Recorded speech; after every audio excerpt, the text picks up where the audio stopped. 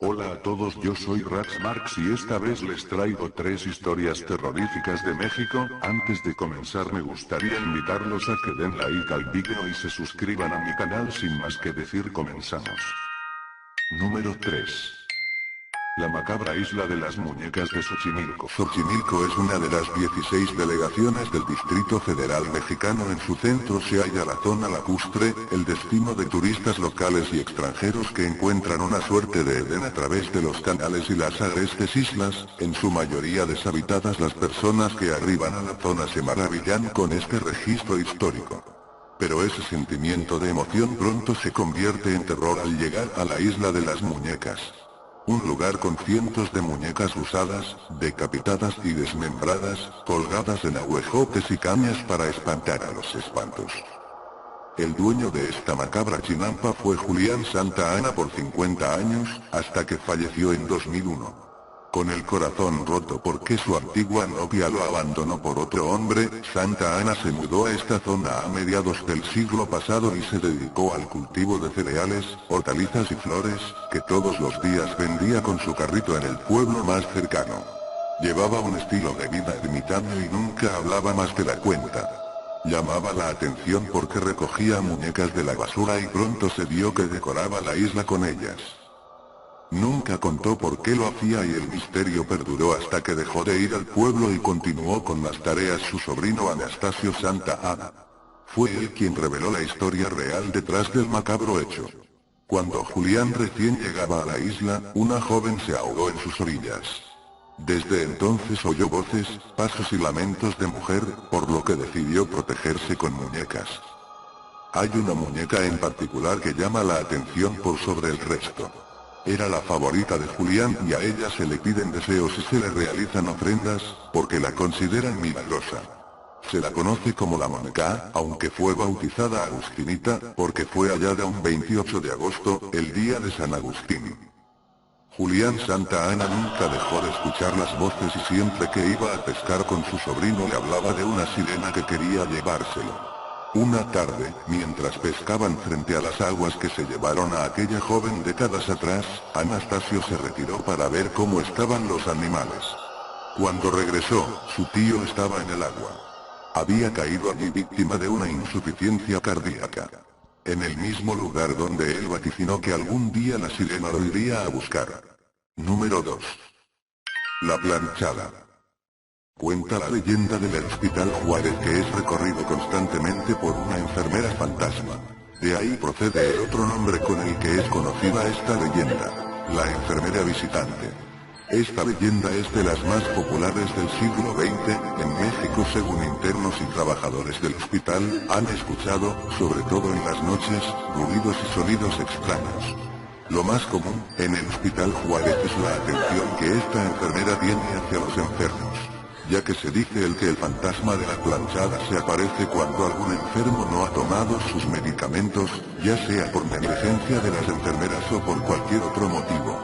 En varias ocasiones los enfermos argumentan que ya han tomado sus medicamentos, cuando en realidad la enfermera en turno no había suministrado medicamento alguno. Y, en efecto, dada la descripción de esta enfermera, que pocos han visto, pacientes y enfermeras han atendido a sus enfermos. Según esta versión, la leyenda de la planchada nace en tiempos del inicio del hospital y sería un fantasma de la época colonial. Esta versión argumenta que el exceso de trabajo y el escaso personal hacía que por cansancio se quedaban dormidas las enfermeras y al despertar apresuradas para atender a los heridos de la guerra, se encontraban con la novedad de que ya habían sido atendidos por una enfermera que nadie conocía.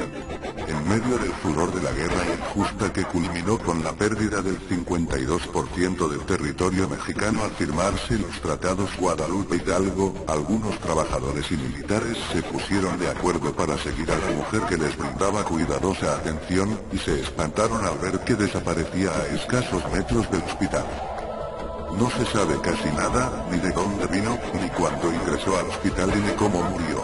Solo se sabe que fue una mujer hermosa, de pelo corto y rubio, seria, pero sobre todo, estricta, siempre de uniforme blanco almidonado, caminando erguida por los pasillos.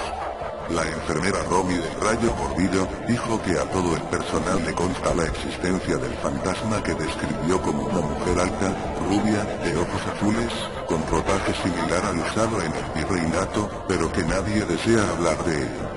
Algunos trabajadores que pidieron el anonimato argumentaron el temor a la que alguien pueda mofarse.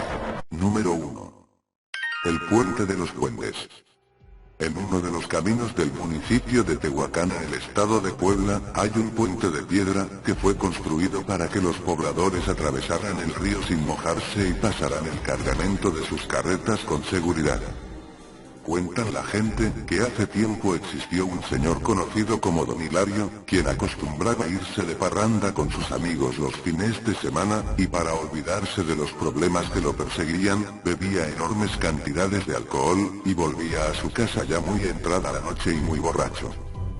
Casi siempre los compañeros de bebida de Don Hilario lo acompañaban de regreso a su casa, que se encontraba del otro lado del puente, pero, una de tantas noches, hubo una pelea callejera que provocó que todos se fueran por su lado y el hombre se quedó solo, caminando a casa en medio de la oscuridad y los matorrales.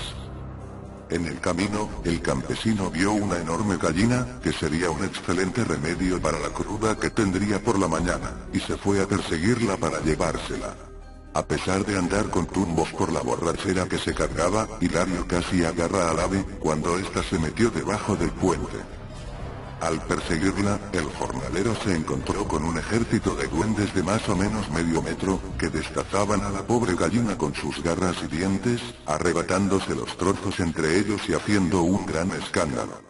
Al darse cuenta de su presencia, los duendes se volcaron contra Hilario, que corrió aterrorizado hasta dejarlos atrás, no sin antes sentir un intenso dolor en sus piernas, provocado por los rasguños y mordidas de los demoníacos duendes. Al otro día, Hilario despertó en su casa, pensando que todo había sido una terrible pesadilla, pero cuando intentó ponerse en pie, nuevamente sintió el dolor en sus tobillos, que se encontraban llenos de sangre y lastimados. Hilario se fue del pueblo y nadie volvió a saber de él. Se dice que dejó de beber y se retiró a la casa de un familiar. Sin embargo, la gente del lugar frecuentemente ha escuchado las macabras risas y pequeñas huellas de sangre cerca del puente maldito. Bueno gente, eso es todo. Como siempre te invito a dar like, nos vemos en un próximo vídeo. Su compañero Raps Mark se despide, hasta pronto.